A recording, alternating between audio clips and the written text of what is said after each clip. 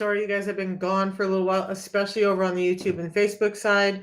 I was in Montana and there just was not enough reception or resources available to be able to go live on all the platforms. So here I am, I'm back. I did get a little bit sick, had a severe allergic reaction, and so that's why I've been gone. But let's talk about insulin resistance and fasting and fiber and how it can actually help you, not just with insulin resistance, but your overall health. And I think it's so important, and yet it's something that we just miss. And first of all, I would love to know where you guys are from. I am in Maryland again today, where this is where I normally live, but I grew up in North Idaho and Montana, and it's always fun to hear where people are at. But as I traveled home, on the planes and in airports and through, the 4-hour drive from Washington State to Montana to go help take care of my mama, I started realizing, how many people just really don't even understand this whole thing called insulin resistance, how it impacts your health, why the dietary recommendations we've been given before are not working, and why they're making people sick. That's why I'm here talking about it every day, because I want people to understand what's really going on with your health. And every time I get out and about and around away from my circle, I start to realize even more all the just misconceptions that are out there. So let's start off with, I'm not a doctor. I'm not a scientist. I'm a real world woman who suffered with all the things above, got better by addressing insulin resistance, even though I didn't realize that's what I was doing. What I really was doing was adding some fasting fiber and an amazing drink that I have every morning. I'm having it right now. Um, and that reversed my diabetes, my hypertension, my inflammation, and a number of things. So let's dive in and talk about insulin resistance and why fasting and fiber are so important for it. Insulin resistance, first of all, I see people out and about and they're drinking fruit juice and they're having these whole grains and they're doing all the things that they think are healthy based on what the food industry has told us. And yet, as I've learned in the past 3 years of getting my health back, those are absolutely not the things we need to be doing. So, what's happened is our foods have been changed. The recommendations have been changed. The way we eat has changed. The way we farm has changed. And our foods have just been drastically changed. I'm going to stop here because one of the most exciting parts of the trip, I wouldn't say the most exciting, but one of the real exciting parts of the trip for me was that as I'm going through mom's stuff, I find a box of heirloom seeds, non-genetically modified seeds, and I just geeked out. I'm like, I gotta have these when I get to my forever home in Kentucky this fall. I want a garden again, and I want to be able to have foods that I know are more nutritious and give me all the things that I know are missing from our food today. And I think most of us don't understand how modified our foods have been. And that means things like fibers have been stripped, and nutrients have been stripped, and enzymes and proteins and all kinds of components that we need, our body needs, have been stripped from our foods in it to enable the foods to grow quicker, to grow bigger. They say that we have to do this to feed the world. Well, what they've done is they've created a system where the world needs more food because it's less nutrient dense. So wouldn't we be smarter to have real food, um, and have to grow less and eat less and be able to feed the world in that way? We're growing more food and we're creating this environment where, because all of these things are stripped, we're hungrier than we've ever been, but we're getting fatter than we've ever been. And that all comes down to the way those nutrients actually hit our body. So, insulin resistance is an end result of all of that. It's just really that we're getting too much sugar or glucose into our system too quickly because of all these things that we've done to our food. And so why fasting and fiber is working is because it's kind of resetting that. It's not kind of resetting that, it is resetting that. Fiber is giving us the chance to slow down and regulate those sugars that are coming into our bloodstream. And that allows our metabolism to react more normally. So it also helps us with the fats that we're eating. So I'm going to give some recommendations at the end of this. We're going to talk about some ways to get better, whether you do the system I do or not, but I'm going to tell you that's the one thing that really changed my life. So if we have food that's imperfect, that's turning into sugar too quickly, what does that really mean? Well, every time we have a spike of sugar in our system, it elicits a response from our brain to tell our pancreas that we need this hormone called insulin. And insulin is a hormone, one of many hormones that regulate the metabolism, but it is the primary regulator of our metabolism. So when glucose levels rise above 1 teaspoon in our bloodstream, in our entire bloodstream, then we have an insulin spike to take this sugar and deliver it to the cells of the body. That glucose is needed by every single cell of the body, or at least every single cell of the body that scientists, not we, but scientists have looked at, has insulin receptors on it, meaning that it has a pathway to invite glucose in. So now the body's doing what it's supposed to. Glucose goes up, body needs energy, so the transporter is insulin. Insulin goes up, it grabs a hold of the sugar and it starts delivering it to the cells of the body. In a normal system, that all works great. The insulin's like a key that opens up the cell and says, here's your energy. Thank you. Have a good day. Moving on. But in the environment we have today, that key is being turned so often that it kind of gets rusty and oftentimes maybe breaks. And so the cell won't open up, in effect, to that insulin. And now it's insulin resistant, meaning it cannot utilize the energy that it needs normally. So some cells are doing that, some cells are acting normally, and some cells are like, ooh, I'll take all that I can get. And so now we have some cells that are overreacting, and I'll go over what some of those may look like in a minute. But overall, we have this disruption in the way our body is using energy, and it's causing a lot of problems. And we'll discuss all of these problems are linked to insulin resistance. So how does it become insulin resistance?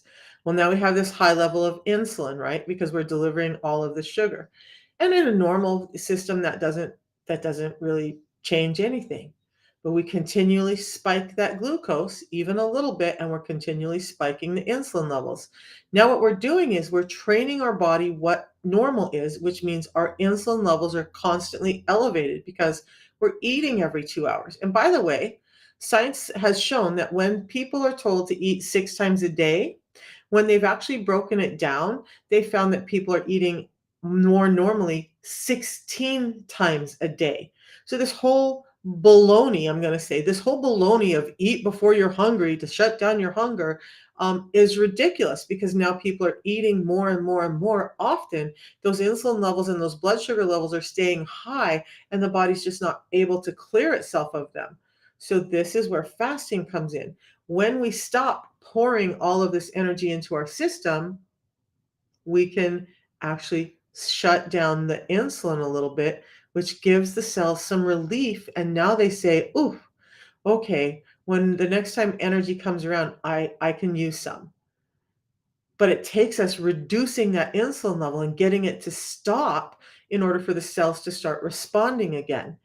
So we can't do that when we're eating all the time because eating is energy. It's giving us nutrients. So we're getting energy and that's constantly spiking our insulin, especially from things like fruits and grains. I'm not saying don't eat fruits, but I'm saying when we're relying on them solely for our nutrition, it might not be the route you want to go. And the fact that when we look at our fruits and vegetables today, we have to understand that most of them have been significantly reduced in the amount of fiber that they once had. That fiber was put there by nature, God, the creator, whatever you want to say, but it was put there to help slow down the ingestion or the metabolism of the fructose in that food. Now, fructose has to be um, it can only be metabolized by the liver. So now you're putting a strain on the liver with high amounts of fruit. And this is why I don't like fruit juice because it's just the fructose stripped from the fiber. Does it have vitamins and minerals and a lot of other good nutrients? Yeah, it does. But it also is this like huge dump of fructose into your liver that your liver just can't handle. And it's why we have kids as young as 6 years old with non alcoholic fatty liver disease. So be careful with fruits. Eat them, but know what you're doing when you're eating them. And I eat them as a treat, which is what they should be. They shouldn't be the staple of our diet. So it's fiber that's been stripped that's creating the problem. Hello, hello. Thank you for the hello this morning. You guys, so how many of you guys have been taught, told, or thought that, because I'm going to admit, I did for a long time too, that fruit and fruit juice was the best thing you could give your family and your kids. Um, and I raised my kids that way. And we didn't have sodas and chips and stuff in the house, yet both of my kids were getting heavier and both of them were having lots of problems. But we had primarily fruits in the house, right? And then as I started learning this, and my son still holds some kind of angst at me for what he feels was, he thought we just ate wrong, but he also forgets that he would complain that there was nothing to eat in the house because it was all fruits and vegetables and some protein, low carb diets. So that the only thing that works for you is low carb diets. And yes, I thought so with the fruits and vegetables. We're going to dive into that. So, low carb may be necessary for some people, but it's not necessary for all people. But it's the type of carbs that you're eating and making sure that you're getting fiber in along with those carbohydrates. So the fruits and vegetables. Now, she's now 13-year-old granddaughter. A couple of years ago, I was up in Washington helping single mom of three with these kids, and I started realizing she had a little pudge on her. She had some mood disorders. She was had some skin things called acanthosis nigricans, some darkened skin patches on her elbows and knees. And I just started recognizing signs in her that she was likely insulin resistant. So we took her in for some blood tests. And not only was she insulin resistant, she was so far as to be pre diabetic on the verge of going to what they call full blown diabetes.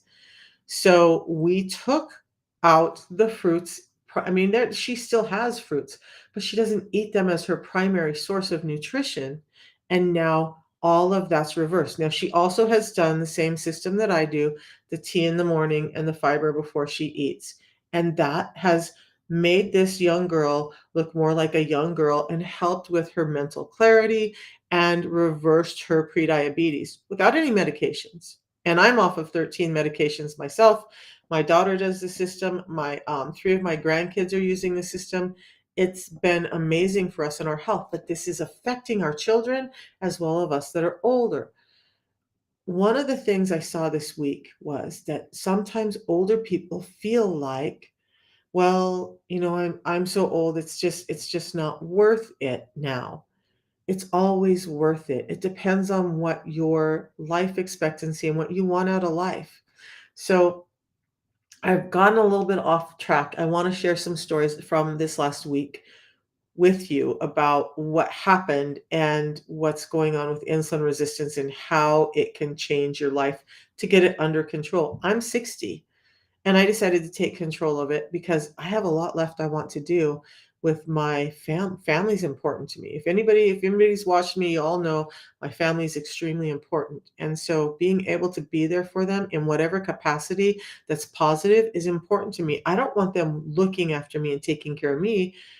I want to be helping them. And I can't do that if I'm riddled with insulin resistance to the point that I was 3 years ago. You more than half the things posted on top you have. So we're going to go into a little bit more about what this all looks like and why. Eat sugary treats than anything else. Well, and so David says I would rather eat sugary treats than anything else. Somebody else said I have more than half the things posted on the page. So we'll deal with both of those things. Part of the reason we're so driven to eat sugary treats more than anything else, why we have this need for it, is energy in our body. So when we're insulin resistant, our body's not getting the energy it needs. And yet there's this negative feedback loop that says, "Ooh, I can't utilize the energy. Now insulin is taking the energy that it can't utilize it, and guess where it's putting it? In your fat cells." And that's going to look different for every person. Some people are going to gain a lot of subcutaneous fat, or the white jiggly fat, this lumpy, bumpy stuff on the surface. Some people are going to gain a lot of that. but almost everyone is going to start gaining excess visceral fat, which means your tummy's going to start to poke out and you may feel like you're pregnant even if you're very thin. That's an excess of visceral fat driven by high levels of insulin. Now, once insulin is stored that as fat, your body still has cells that are saying, I need energy. And some of them are your brain cells. So, brain fog, fatigue, migraine headaches, you don't have enough energy in your brain most often. And it's impeded because the cells in the brain are becoming resistant to insulin hitting the door all the time. Actually, one of the best things to reverse that sugary need, to reverse all of that brain fog and things like joint pain and the big belly, are to do some intermittent fasting. And why intermittent fasting? Well, because when we intermittent fast, this is what happens. I'm just going to use this as a timeline for illustration purposes. We adjust it depending on your life, right? But say you have dinner around 6 p.m. Okay, that's the last time you eat. And you stop putting food in your face after 6 p.m. It takes about 4 hours for those blood sugar levels to start to come down, about 2 hours before they spike, about 4 hours before they start to come down. That's if you're not adding any more sugary snacks before dinner or before bedtime or popcorn or chips or any of that stuff before bedtime. Now, whenever that last time you put food in your face is, about 4 hours before those blood sugar levels start to drop and insulin's kind of done its job. But now remember, you've trained insulin to be really high because it's waiting for you to put more food in your face. So insulin levels are going to remain elevated and start to slowly come down and not really come down to the point where we can switch metabolically for about 8 hours. If you're extremely insulin resistant and reliant on sugar all the time, that could be 10 or 12 hours before your insulin levels come down. Why is that important? Insulin is a primary hormone, meaning it takes precedence over almost every other hormone in the body. What insulin wants, insulin does. So if you have a lot of insulin in your system, that's going to run the show. And what's happening when insulin is running the show? Insulin is what we call anabolic, meaning it wants things to grow. And it's good that our body prioritizes insulin, or we would waste away really quickly. So, as long as insulin is out, it's saying we want things to grow. We got to get this energy out. We have things to do, and nobody's going to break down what I've stored and what I'm bringing around. That's what insulin is saying.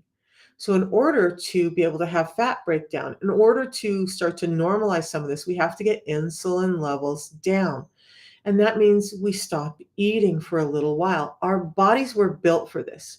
Our bodies obviously were not built for this eat every 2 hours thing because that's what's making us heavier. Now, look, I did the eat every 2 hours. I prescribed to that in my mid 20s, in my early 30s, and I thought I was doing good. Yeah, it worked initially.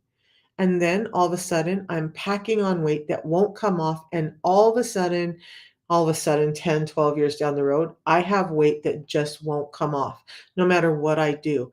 That's what eating every 2 hours did to my body. And that's what it's doing to most bodies. You'll see some initial results, maybe, and then eventually your body's going to say, yeah, this is ridiculous. We're not built for this. And it's going to start to shut down in a number of ways. May not always show up in your weight. It may show up in joint pain. It may show up in sleep apnea. It may show up in, thank you, Nanette. So it may show up in headaches or hypothyroid or a number of these other things. We need to slow down how much we eat. And I'm going to go back to that need for constant sugar because that was me constantly wanting sugar. Sugary or salty snacks are what I craved all the time. And it was just this vicious cycle of having no energy, thinking, oh, well, if I go get that Snickers bar, I'm going to have more energy. If I go get that energy drink that's high in sugars and caffeine, I'm going to get that energy. If I just have this, I'm going to have that energy and I'm going to be soothed and everything's going to be fine. All the while, I was getting sicker, and so are most of you. So you got to understand getting that sugar craving under control. Yeah, it can be a little difficult at first, and I'm going to tell you how you can do it easier than you think, but let's talk about that. So, got to get those sugar levels down and the insulin levels down. Good morning, Carol. So, now we have this 8-hour time period after you've had your last meal before insulin levels come down. What happens now? Well, insulin was anabolic, so it was holding on to fat storage. It was creating more fat storage. It was blocking fat breakdown. It was not allowing you to use up any of this energy in form of cells that need to go storage of proteins and sugars. None of that could break down. When insulin actually kind of what I call goes to bed, this component hormone, the yin to the yang, glucagon comes out. Now, glucagon's job is to increase blood sugar. Insulin is decreasing blood sugar. Good morning, Carolyn. But glucagon is increasing blood sugar because it says, ooh, there's no energy coming in. So I got to go out and scavenge and find energy in the body, which means breaking down fat cells, which means breaking down cells that are maybe headed towards being cancerous or any of those other things and starting to utilize those as energy. So true. You're a weightlifter doing dirty bulks, made you pre-diabetic by eating every 3 hours. Yeah, yeah. And you don't need to. Like, I was a world champion power lifter. I trained fasted.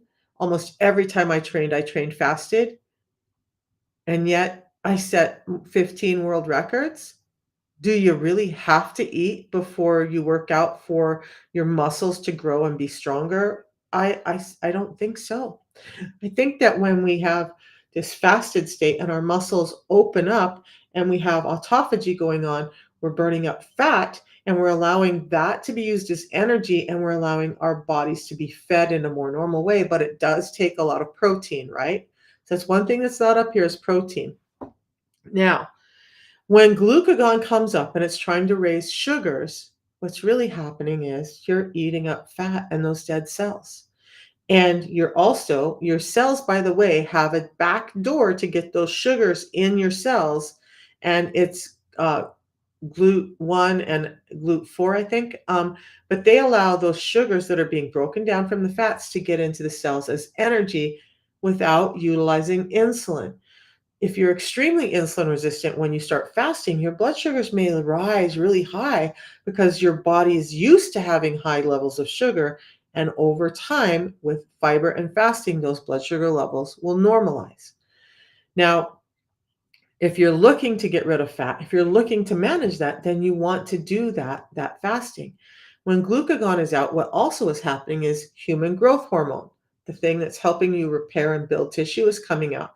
Uh, Ketones are starting to come out. These little messengers that are telling us to burn more of that fat for fuel. So now you're being able to stay lean, but you're not losing muscle. At this point, with intermittent fasting, you are not losing muscle. So at about hour 10, glucagon comes out. At about hour 12, then this HGH and ketones come out. Now, when those messengers start to come out, you really start to get some fat burning and utilization of these stored energy sources off your body. And that's at hour 14. Why we talk about a 16-hour fast is now we're set up to the state where we can burn that fat. So between hours 14 and 16, we're in a great fat burning state. So then we can break our fast at about hour 16. Insulin levels are down. Glucagon has started to burn some fat and deliver other sources of energy to the body.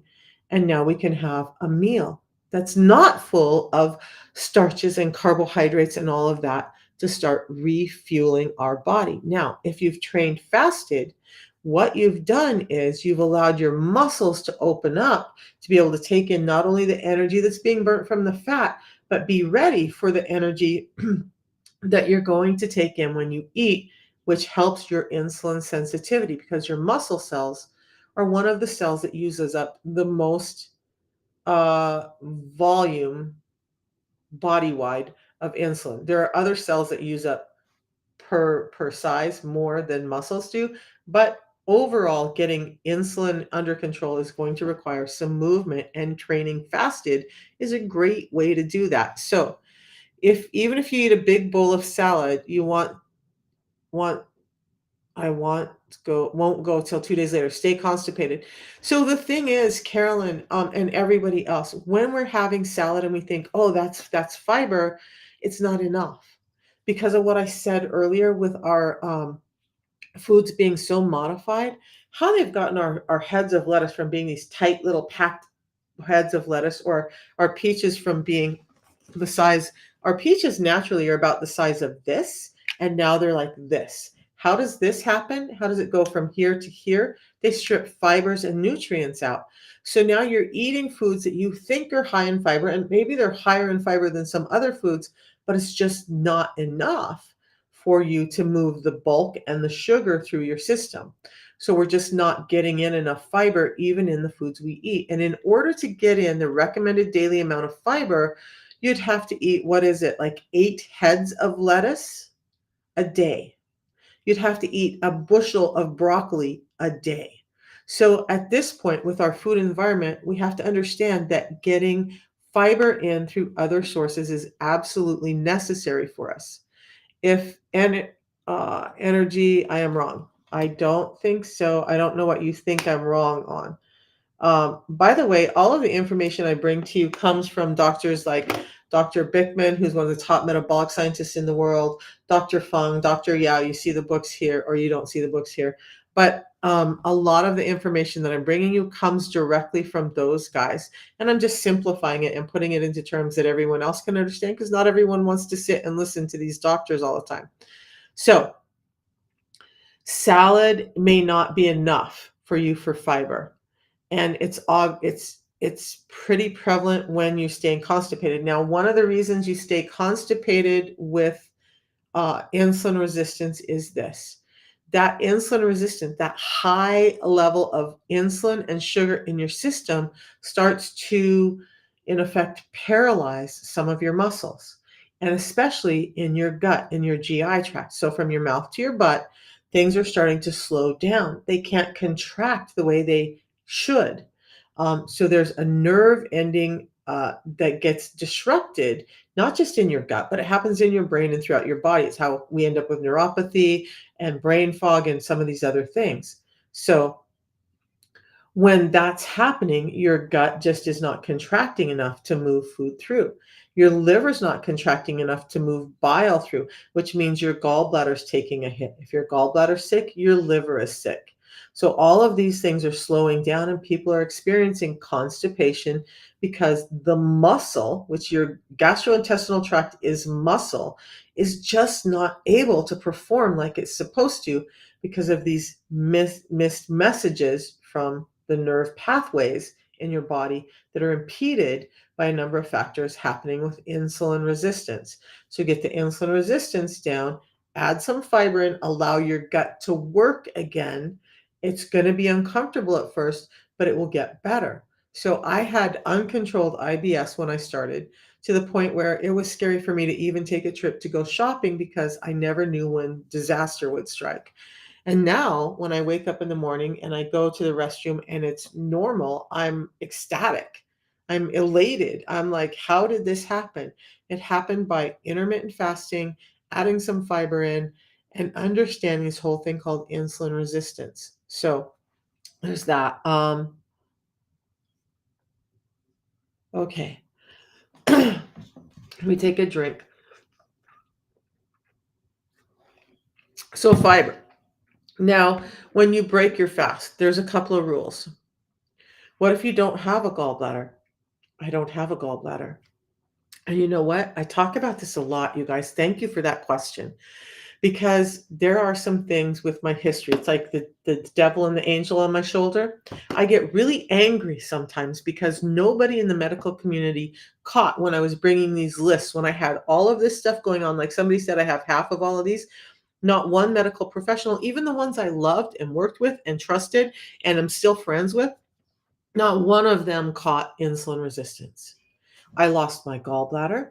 I have a damaged heart from years of high blood pressure. I lost 3 joints. There's so much that went on with my health that did not have to happen if anyone would have caught insulin resistance, talked to me about this, and helped me understand what was really happening in my body so that my body could heal and not break down to that point. Now, I'm thankful, on the other hand, that I found the system that changed my health, that I found out about insulin resistance, that I started studying it, that I started figuring out more and more. And by the way, for those who say BS, I have my doctor write me periodically, and she's like, "I love the content you put out, and I'm so thankful that you're out there educating people. You're spot on." So I'm going to listen to her above anyone else. And guys like Bickman, who I've talked to and asked questions about the message I give and if I'm on track or not, because I want to make sure that I'm giving you good information. But I have no gallbladder, so life does look a little different. So I do have to do some bile and some digestive enzymes daily in order for me to be able to process food better and not have gastritis or those severe attacks. Now, if I get a hold of the wrong foods, I may still have a severe gastritis attack. Pizza does it. Anything with seed oils does it. Way too much sugar does it. You'll know without a gallbladder when you've gotten into stuff that you shouldn't have because your body will tell you immediately, right? You already know that. But without a gallbladder, life is it's gonna be the same. We just need to thank you. We just need to make sure that we're addressing the things that caused us to get there in the first place, so we're not causing any more of that damage that caused your gallbladder to have to be taken. And I'm right there with you. And in fact, in all honesty, like I had lost over 60 pounds on the system, and then I put some back on. You'll see that if you look back through my videos. And I was frustrated and I was struggling, and I looked and I did a bunch of research on the gallbladder, because the one thing that changed before I started gaining weight was having my gallbladder removed. So I do want to say this. Getting your insulin resistance under control, especially if you have no gallbladder, have had it removed, or it's damaged, is even more important if you're wanting to maintain your weight. Having a gallbladder removed, especially for women, starts to mess with your thyroid and a number of other issues, cortisol and whatnot, with your metabolism, that are going to make it even easier for you to gain weight when you're doing all the right things that everyone else is doing. So unfortunately, you're just going to have to be more diligent now. And unfortunately, no one talked about this sooner, right? So for those of you who have a gallbladder, maybe you're seeing your AST and your ALT numbers rise in your labs. Pay attention and take care of it now before you end up like this person and I, with no gallbladder and struggling with what can we eat and how much can we eat and all of the nasty stuff that goes along with the gallbladder. And just message me. You can message me and we can talk a little bit more about what I've been doing to help my gallbladder. There's a lot of little things that I do because I just want to be as healthy as possible. The system is one of them, but without a gallbladder, it is going to look different. Okay. So what numbers do we look at on your lab? So for your liver, you want to pay attention to your AST and your ALT. Now for me, I can't be too mad at my doctor because I'm pretty self-educated and I know how to read labs. I don't know everything about them. I am not a doctor, I'm not a nutritionist, but I'm pretty self-educated, right? But we saw my A1C numbers climbing and my blood glucose numbers climbing and my lipids climbing. So we were focused on that, right? Because my A1C, once it started climbing, it was going up really rapidly. And it happens like that with insulin resistance. Your body deals with it in some cases to a point, and then it's like, oh, we've hit this edge, and now we've tipped over the edge, and things are just going to go bad from here. It's not always a slow climb in your numbers. It can happen really rapidly, as what happened with me. Um, so we notice those things first, right? Those are happening after you've already become insulin resistant. So there's something you can add to your labs that will help you understand insulin resistance if you want to go that route. So you're going to have your A1C, you're going to have your blood glucose, and you're going to have your triglyceride numbers or your cholesterol numbers. Ask your doctor to add a HOMA, HOMAIR, for insulin resistance, homeostatic model of assessment for insulin resistance, HOMA-IR, and it will cost you about $30. Now, with that number itself is not going to give you the right answer either. So I'm going to give you guys some calculations in a minute that you'll be able to tell if you have that sciencey. I want to know, I want a number to tell me this is me. Okay, I'll give you that in just a little bit. Remind me, what are some good fiber foods? Carolyn, I'm going to show you what let's just stop real quick. I'll show you what I do, because I cannot get enough fiber in and eat, with the foods we have today. Again, it would take about 8 bushels of broccoli, and broccoli is a great fiber food. You know, There are some fruits and vegetables like berries are great for fiber, avocados are great for fiber, pears are great for fiber. But what I do, because we need about 30 to 37 grams of fiber a day, and there's no way I can eat that with the foods we have today and get the protein I need in, this is what I do. I have this little packet that gives me fiber, phytonutrients, and vitamins and minerals that are all made to balance my metabolism, help with blood glucose spikes, help with fats in my lipids in my blood. So this is it. I take some water, about this much water. I pour this little packet in like this. So what's happening here is it's about 5 grams of fiber, and people are like, well, yeah, but you said you need 37 grams. So typically you do. So if you're looking at something like this and people are measuring off of a psyllium husk, and they're saying, okay, we need about 37 grams of fiber. That's what they've done, is on a single type of fiber. This is a multiple type of fiber. So those 5 fibers do more work than this one fiber.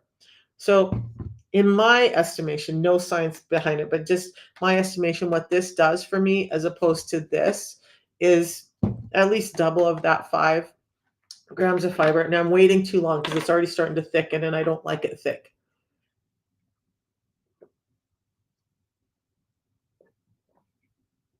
And now I have my fiber mustache. But that's it. That gives me 5 grams of fiber. But again, this 5 grams of fiber does a lot more work than 10 grams of this fiber. So much so that that single source of fiber has been shown scientifically to reduce a blood glucose spike by 10 to 13%. This fiber, just the 5 grams, reduces a blood glucose spike by about 20% because it's not a single fiber, because it's soluble and insoluble fibers that are really directed to reduce a blood glucose spike. And when you look at this, it's already starting to thicken in the bottle. Well, that's what's happening in my gut. Am I going to eat right now? No, I'm not. I may do a fasted day today because this allergic response I had, my body needs to heal. I need to clear out some inflammation. And the best way to do that is some fasting. So because I want my body to heal, I want my heart to not be stressed over all of these antihistamines flowing through my body right now, I may just fast all day. This does not break my fast. And we'll talk about what this fiber does in just a minute. But that's what I do for my extra fiber. Do I still eat vitamins, or do I still eat vegetables and fruits? Yeah, I do. I've just never been a big fruit or vegetable eater. I'm a carnivore. But even pescatarians and vegetarians that I've helped have all thought they were eating healthy and getting in enough, but they were still suffering with diabetes or insulin resistance type symptoms. And they started adding this in and they noticed a huge change because our food is imperfect, because we're not getting what we need from our food. We almost always have to supplement today because our food is not giving us what we need. So we have to make sure we're getting it some way. That's why supplements are such a big thing. This is really not, to me, a supplement. This is a daily staple, just like I try to get in the right amounts of protein and whatnot a day. Again, you're aiming for about 30 to 37 grams of fiber. So, yeah, eat your salad, eat your dark green vegetables, eat all of that. But know that that even is probably not going to be enough to help you with that constipation, the gut problems, all of those other things. And we need more fiber than that. The people who have been doing it have noticed a tremendous change. Your gut health will change as well.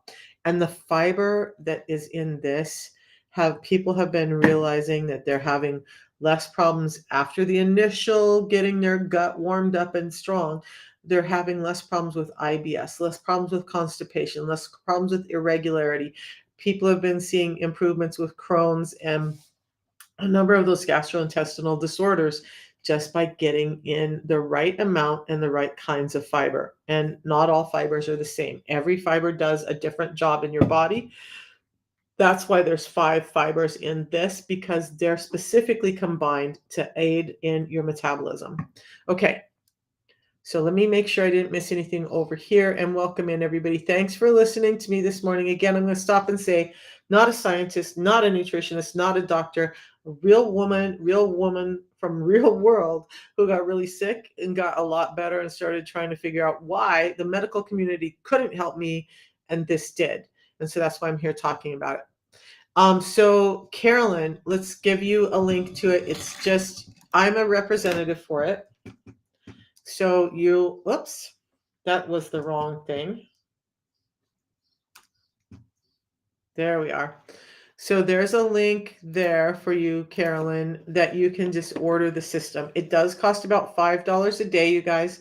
But when I look at that and the fact that I was on 13 different medications 3 years ago and I'm not on any medications now, not even with this allergic, the only thing that I did was some Benadryl when I was having a severe, almost anaphylactic reaction this last week. That's it. I don't have medications in my cupboard. I have some NSAIDs that I really don't use anymore because I'm not having the amounts of migraines and pain body-wide that I had before. This is it. $5 a day. I'm building my gut health. I'm building my overall health. I'm reducing inflammation. I'm helping my heart health. I'm helping my blood sugars. And I've reversed my diabetes just by doing this. Just by doing this and this tea that I drink in the morning, which is this. And by the way, it's packaged the same. So the tea is packaged in a similar tube. Both of them are sweetened with stevia, so no artificial sweeteners in it. Nothing that's going to be damaging, and it's real food, gluten-free and halal. So you don't have to worry about any of that. You're so welcome, Carolyn. By the way, let me give you another. I want to put another link over here for you guys on Facebook and YouTube. That will give you the link to my link tree. So if you want to just have a conversation with me, please text me and I'll have a conversation with you and see if this can help you. My website's there, so it shows the things that I do, and this system explains a little bit more about the system there. So please use the link and decide, for yourself if this sounds like something that you want to do. But with 93% of us having a metabolic disorder, which means insulin resistance, that's a whole lot of us that need this system. No bones about it. There's a reason why so many people are doing things like semaglutide and Ozempic and Trulicity and all of that, because we have this big problem. 8 billion people worldwide, 93% of us having this issue, and all we're being given is pills that mask symptoms and are probably making you sicker in a number of ways. I am not a big advocate for medications when we can take care of it naturally. This is giving us back what we should have so that our bodies can react more naturally. Now, the tea, I've been talking a lot about fiber, and I want to continue to talk about fiber. But the tea, when we talk about those drugs, this tea is highly purified and highly concentrated. It's also standardized.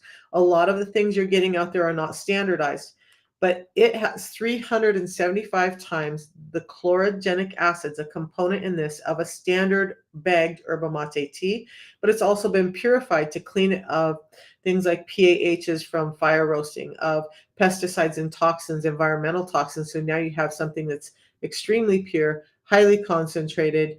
And what happens when we have this product, not just any yerba mate, but this product has been shown to increase your glucagon-like peptide 1 by 70% naturally. Your body can produce glucagon-like peptide. It just is unable to in the state it's in now.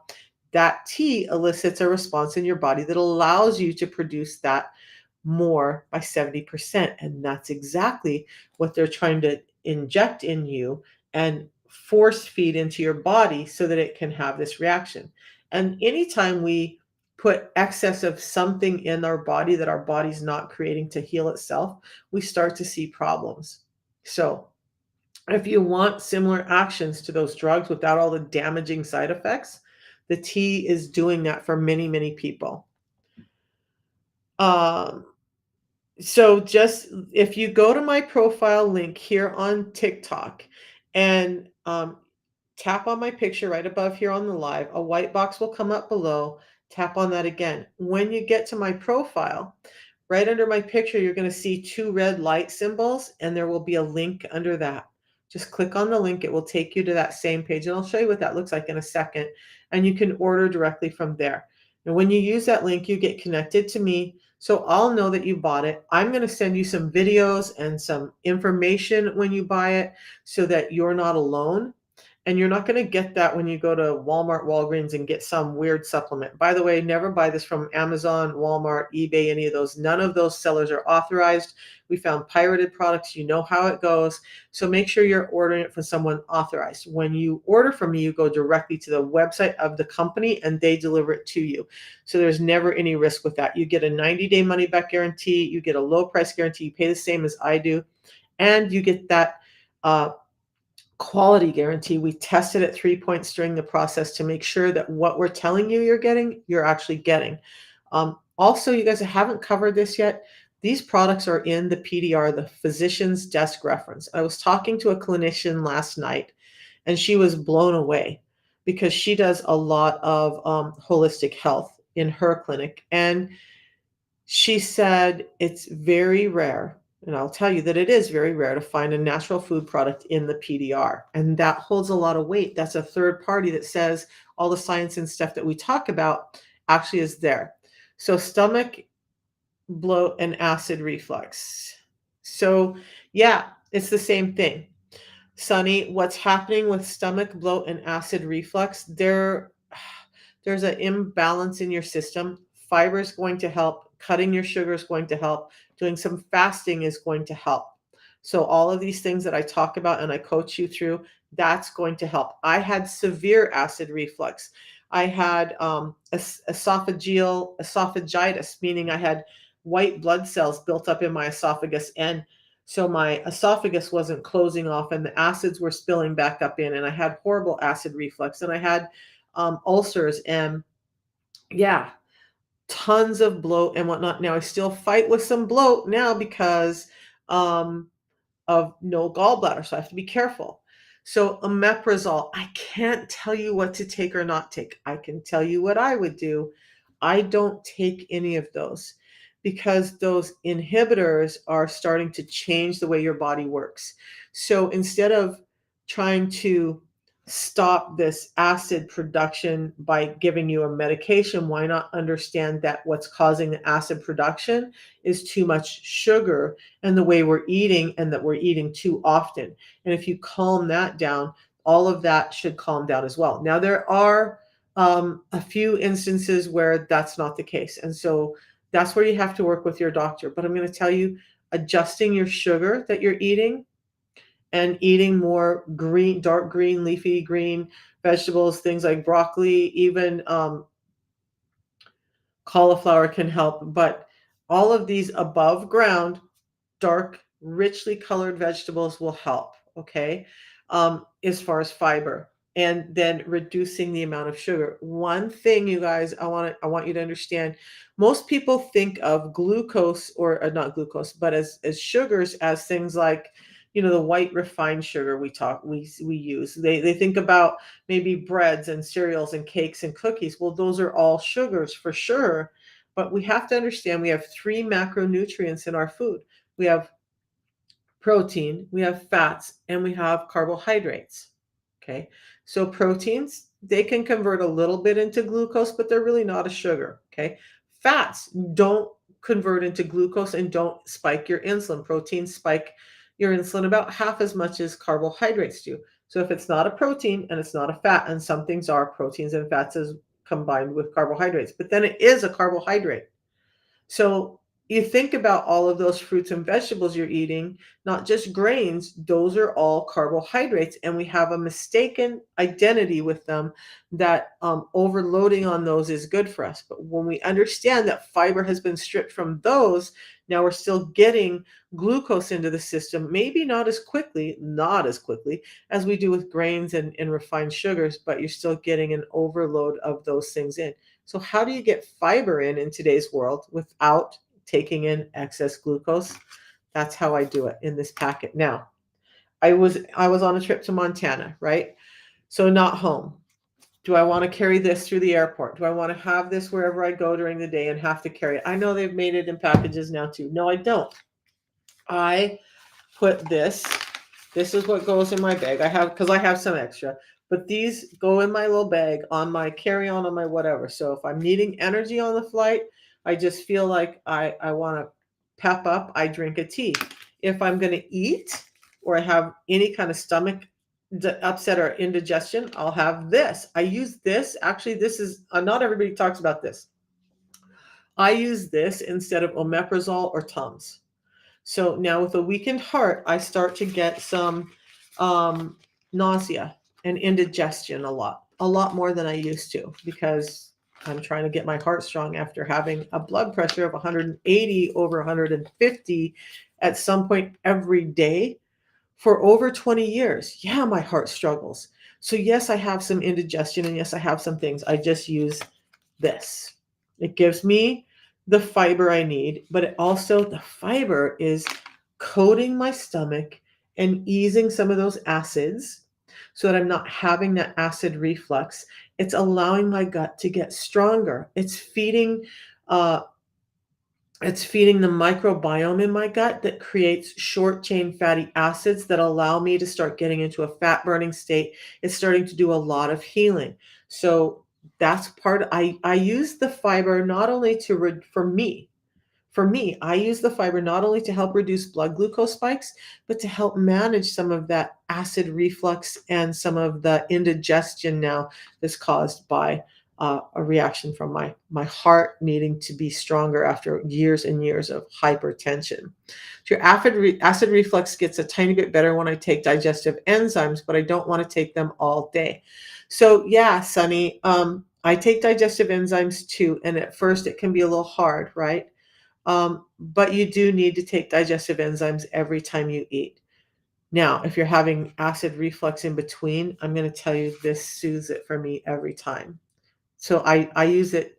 I use it off topic. I use it for that as well because I found that it just really helps.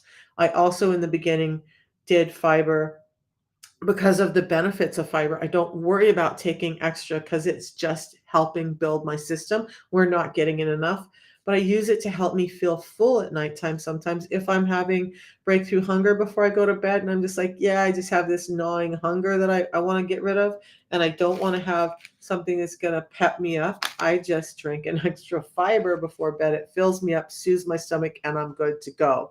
Does that make sense? Yeah, the link is on my page. So the system I use is linked there. And then I would just start with the system right now. And then you can make changes as you go along and talk to me about how I made changes. So the system is a tea in the morning, a tea in the afternoon, and a pre-meal drink before you eat your biggest meal of the day. For the person who's just trying to get their blood sugars down and reduce all of that.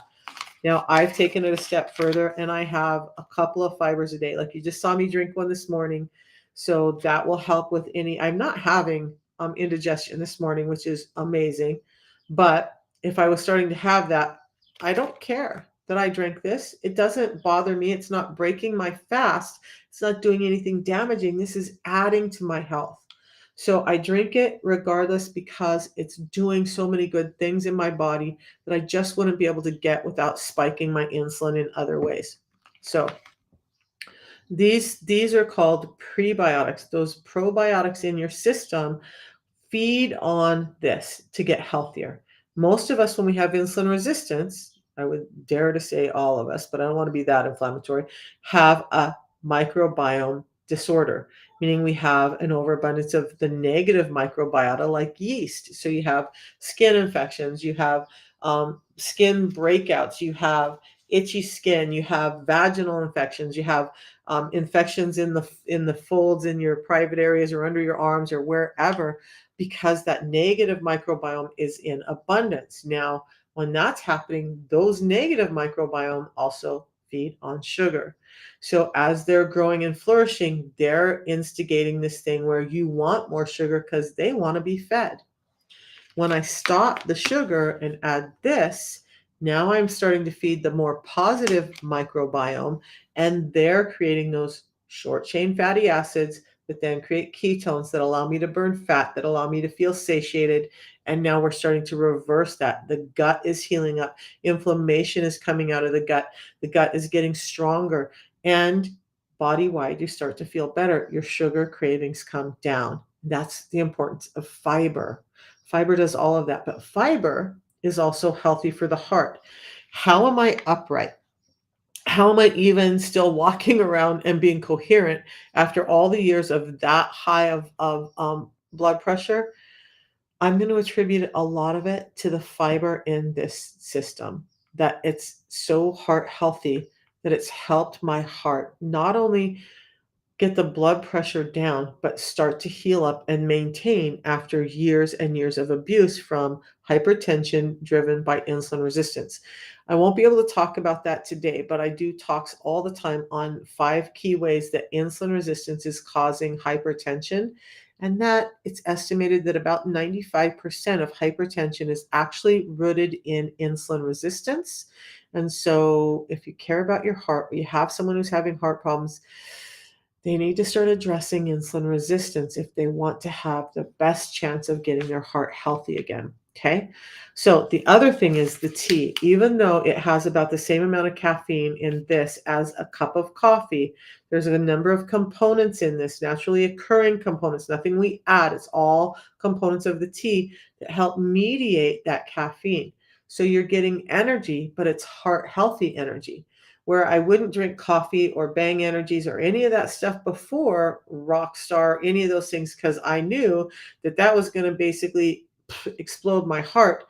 I could drink this, and this actually helped heal my heart because of the anti-inflammatory, antioxidant, anti-cancer properties in this, and um, a number of other things that are just helping with healthy heart rate. So people get confused when I talk about that. It's not just about bringing the heart rate down, it's about normalizing the heart rate. So when we're talking about healthy cardiovascular health, it's not just getting that down. It's maybe you have hypotension, and so we want to give the heart the best chance to find that normal again. These can help either way. So it's not going to drive your blood pressure so low if you're hypotensive that you have a problem. It can actually, I've heard people who had hypotension, there's no scientific study behind this, but I've heard people with hypotension tell me that their blood pressure and their heart rate gets better with this product than otherwise. So there's all of that. Now, what other questions do you guys have? It's been just about an hour, and I want to make sure that you guys understand as much as possible fasting and fiber. We talked about fasting in the timeline, why 16 hours. I'm going to dive into this a little bit right now. So, I'm deathly allergic to cats, like deathly allergic to cats. I went to Montana. I'm in this old. It's not old, but it's older. Um, my parents owned for 45 years. Owned My stepdad owned it much longer, but my mom was involved in this business for 45 years. They had a big house, 2,000 square foot a store and a story, and the basement was storage. The main floor was a ranchware, and then a bridal shop, and then whatever else. And the upstairs was a house. So what I did with her was we got all of this stuff that was in storage up and sorted through it, which is a lot of dust and a lot of yuck. And so I was having allergic reactions anyway. And then I drove back to Washington and stayed at my daughter's house, who, bless her heart, got a cat. And I had a severe allergic reaction, to the point that I couldn't go back in the house anymore. I was taking uh, antihistamines, I had eye drops, and it just wasn't getting better. So my body right now, as I do this scan that I do, is really high in histamines right now. So that means inflammation and whatnot. Um, but the system helps with all of that calming down and me being able to survive that. So I got really sick, but thankfully with the system, the the gut being healthy, the microbiome being healthy, keeping inflammation down in my body in other ways, it never ended up as bad as it could have been.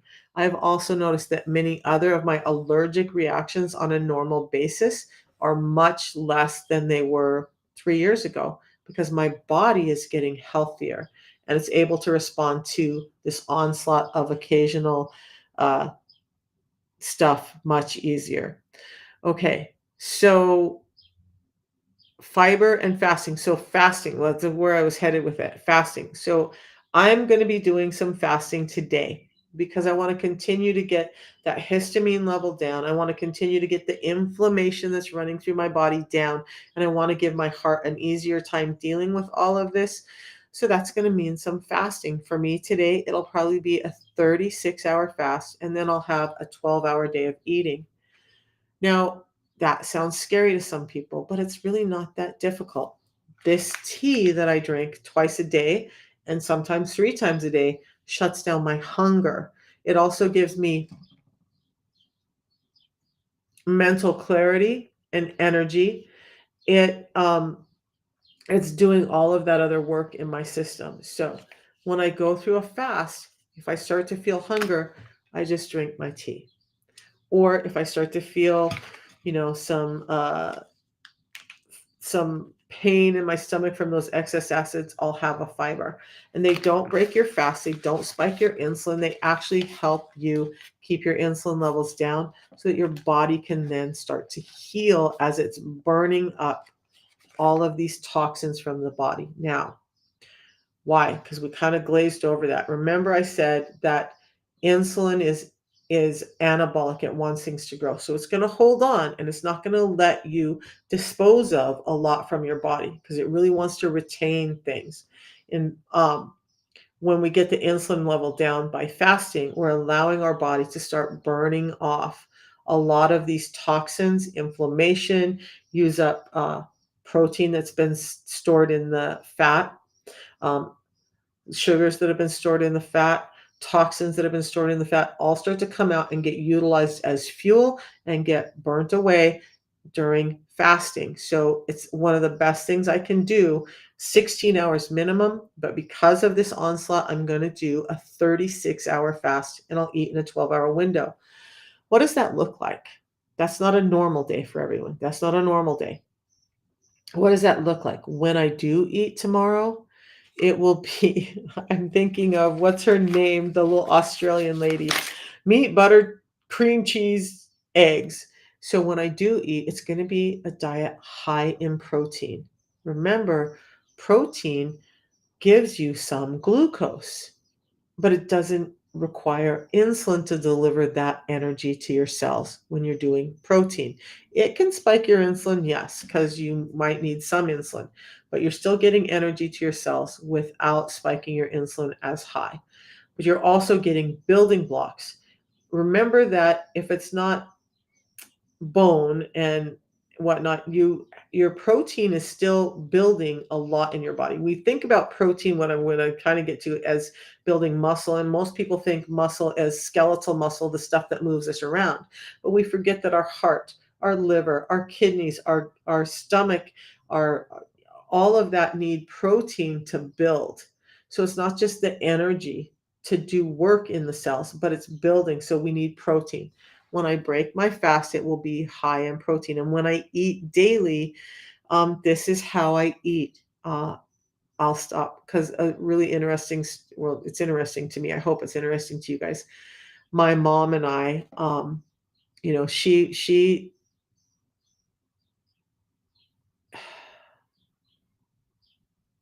realistically, she's at the end of her life. She broke everything on the left side. I got there, her arm is just hanging from her body and she can't even lift it. So it was really important for me to go home, spend some time with her, and help her and just show her love. But as I spent time, she wanted to feed us the things that she had memories with. So there was like Swedish pancakes, eggs, flour, and a lot of strawberry sugar stuff on the top. Am I going to tell her no when she wants to do something for her family? No, I'm not. I'm just going to make sure that I have my fiber so that I'm not ingesting so much sugar so rapidly.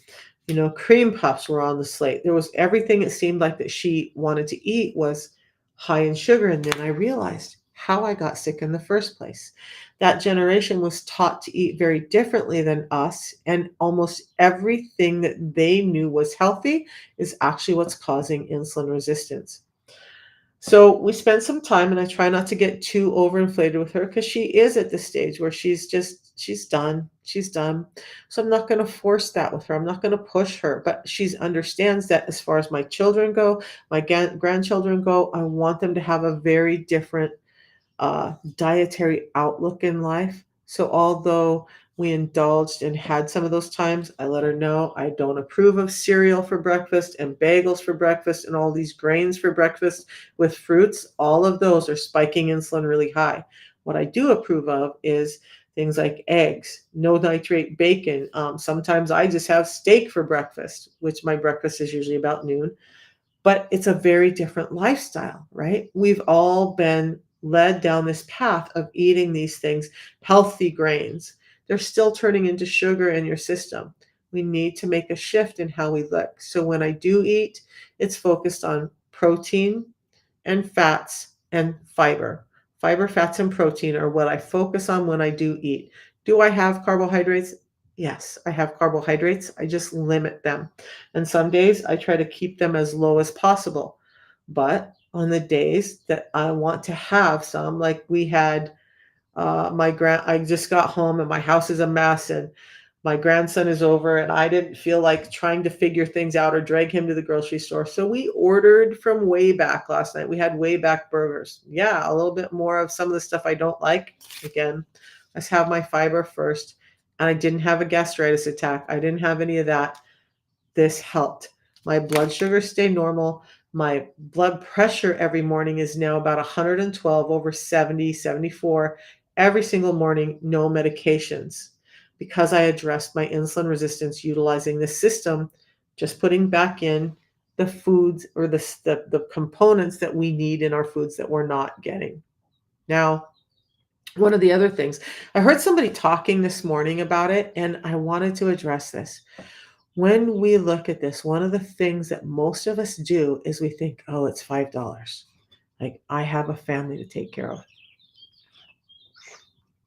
How am I going to spend $5 a day to take care of myself when I got this family to feed? Well, you're going to make sure that you're there to take care of your family. Oh, yes, fruit shakes are horrible for insulin. So, Sunny, I want to tell you, when I first started my journey, there was a smoothie place down the road. I was living in Idaho. There was a great little smoothie place down the road before I understood all the stuff. When I was just doing the system, right? I'm like, okay, I'm going to get control of my insulin. I'm going to eat better. And so I'm doing the system, 3 packets a day. But one of the meals a day, sometimes I go get those smoothies. What I didn't realize is this: the smoothies oftentimes have something like banana in them, right? Bananas are very high in fructose. They have a good deal of fiber in them, but not as much as they used to. A banana used to be really fibrous and have these seeds in them that are like pebbles, and that was to slow us down from ingesting that amount of sugar. When we do those fruit smoothies, we're breaking down the fruit. So we're breaking down some of the enzymatic processes that happen.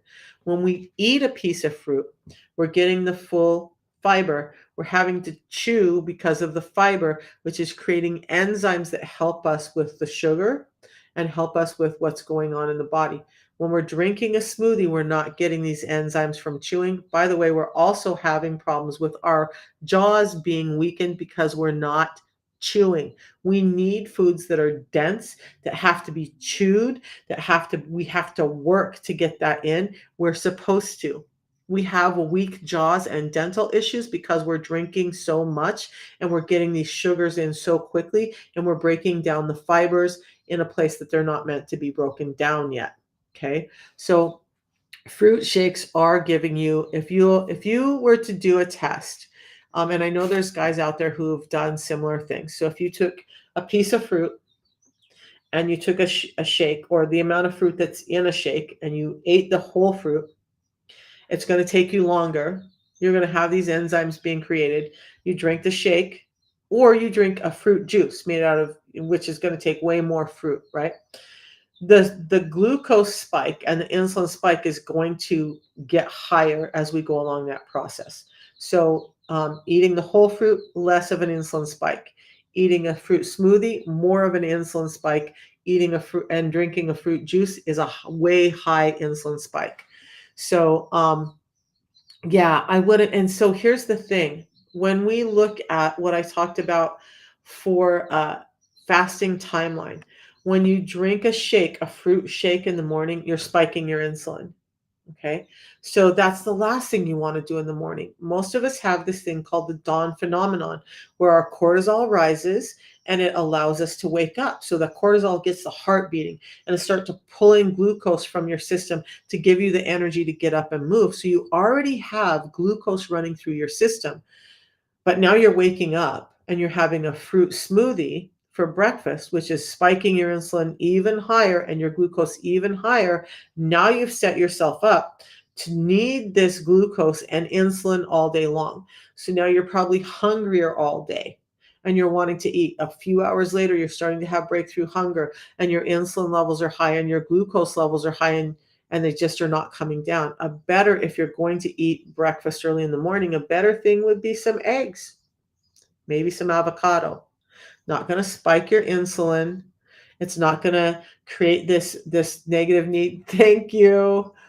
So world famous can help also uses the system and has found tremendous results from it. I don't know. There it is. Um, and he knows the deal.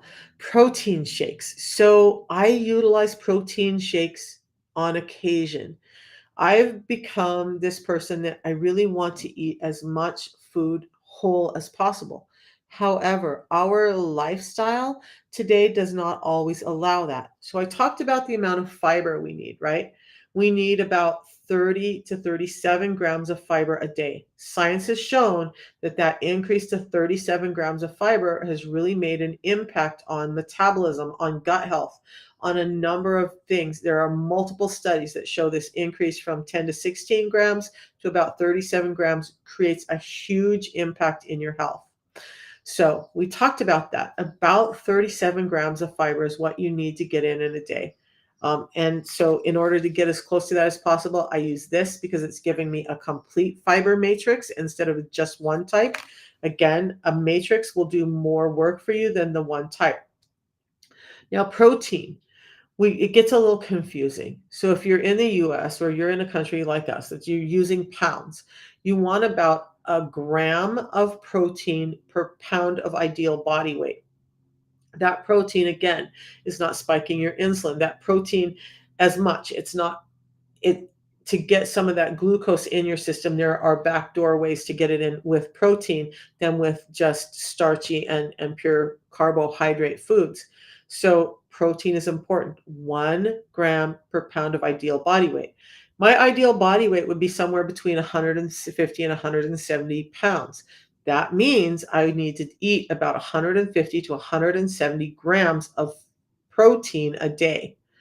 So it's hard to eat that much, right? I get it. I do the best I can. Sometimes I've ate 2 steaks in a day, multiple eggs, and some chicken, but I tell you what, when you eat like that, you're not hungry between meals because your body's getting energy and building blocks in a way that it recognizes and can use. You stay satiated longer. Protein is the highest satiating of the 3 macronutrients, meaning it keeps you fuller longer. Carbohydrates are the least satiating, meaning you stay hungrier longer.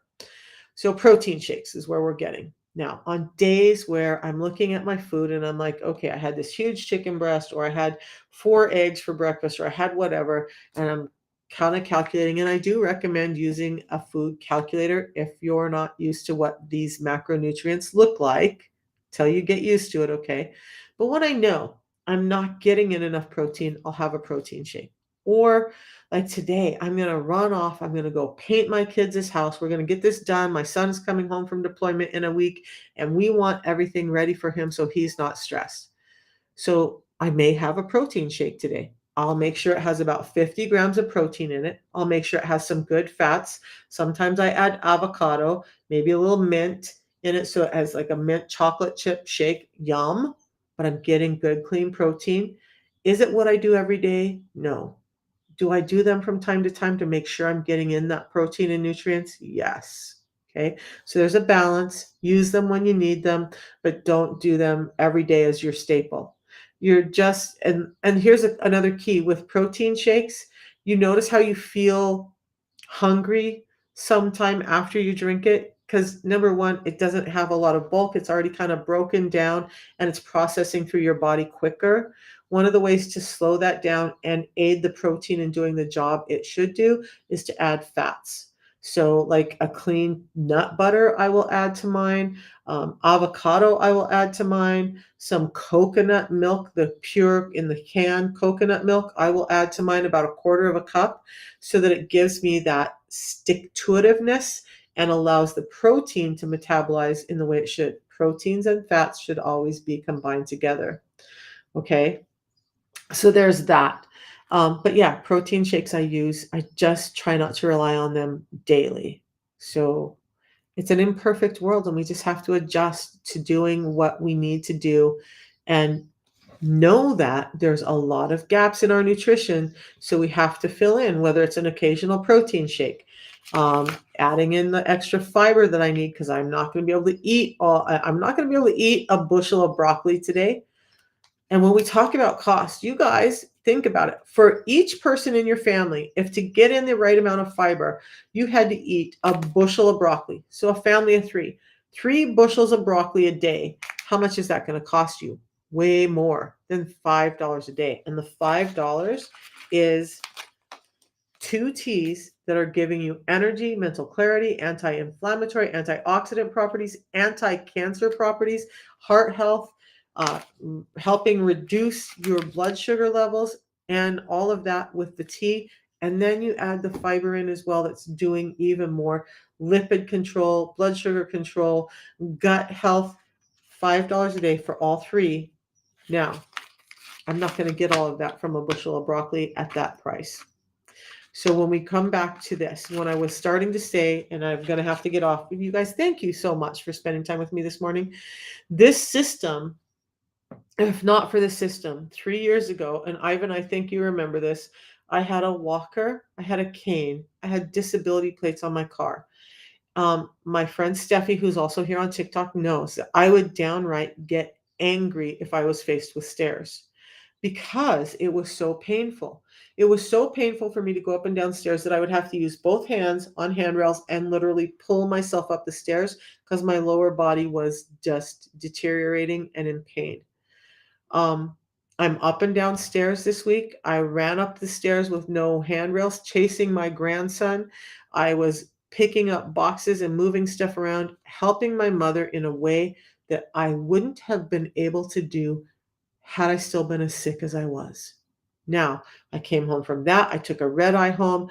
We did all of this stuff. I came home, had my grandson, even though I'm filled with inflammation from the antihistamine response I had, or the histamine response I had, I still spent good time with my grandson. Took him to the pool and went swimming, up and down with him, playing with him. Now I'm going to go paint my son's house today. Those are all things I couldn't do for my family, which fill my soul if I was still sick. Is that worth $5 a day to me?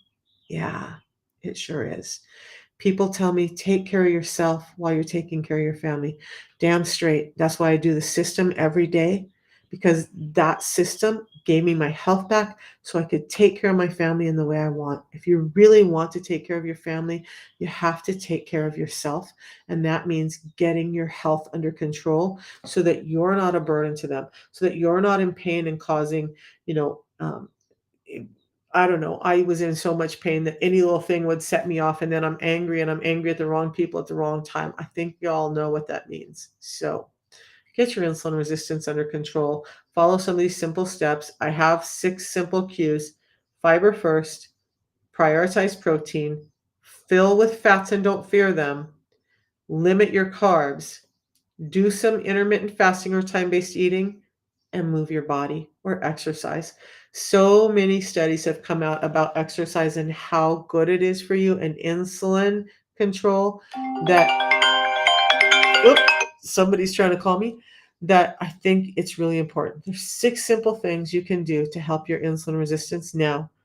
To help aid me in this imperfect world, I use the system, and it's in my profile. It's what reversed my diabetes, reversed my blood pressure, stopped my joint deterioration because I have 3 joints replaced. and the one that was supposed to be replaced 2 years ago does not need replaced now. Helped my teeth and gums from bleeding, helped get my eyesight back, helped my hair grow back. By the way, somebody said the other day that it was a nice wig I was wearing. It's my real hair at 60, uncolored, untreated. It's my real hair. I wear it this way because I want people to see and know what it can look like at 60 when you're just getting your body the nutrients and the health that it needs. It's a very different story than it was 3 years ago. You guys, I would love to help you. I would love to help coach you. Just use the link above and I'll get there. Now, tomorrow's Friday, so I'll come live tomorrow. We'll talk about, oh, yeah, I did want to say this one thing. Somebody asked last week before I got into this, I couldn't be on live, about excessive sweating or uncontrolled sweating. And was it related? And yes, it is related. And we can cover the ways that that's related tomorrow. But if you're having problems with sweating, your body overheating, your body underheating, feeling cold after you eat, it's all linked in. And we can talk about it in the morning. Bring your questions. I love to answer them. And I just hope to help somebody so that you don't end up where I'm at and that you can actually enjoy your life again and not be in this prison of health that's failing. Oh, I always have one more thing I want to say. I'm going to give you these calculations before I hop off. By the way, if you're on TikTok, these calculations are in a tab on my profile called How to Tell. So you can go back and grab those calculations later. I saved them there for you guys so that you'd be able to tell. Tomorrow, we'll also go over some of the other ways that you can tell if insulin resistance is you. But number one calculation, because I promised you guys this morning, find your labs. Now, if you have current labs, your annual labs, you should have had a complete metabolic panel, and there should be lipids in that lab or your cholesterol panel. You want to find your triglycerides and you want to find your HDL. I know everybody says LDL, but what we're trying to get to is a ratio of the LDL. So I want you to find those two numbers, triglycerides and HDL.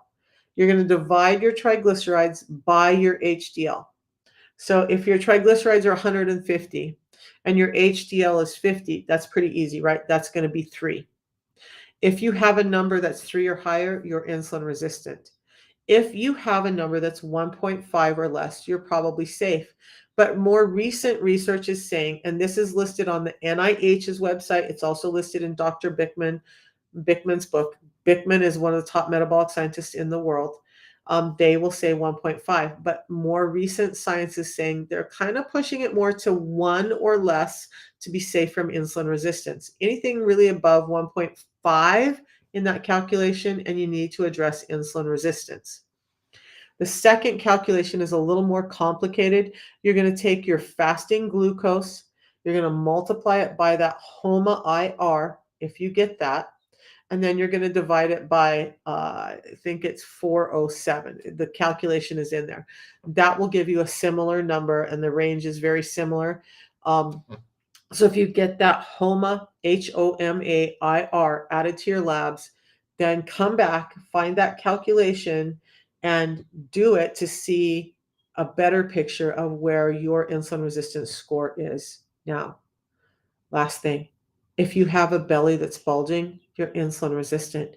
If you have hypertension, a blood pressure that's 130/80 or higher consistently, that's insulin resistance. Just know that it is and address it. We'll go over some more symptoms tomorrow so that you have a better picture of where it is and if it's you. Because it doesn't require medications, you guys. You're not deficient in a medication. That's not what got you here.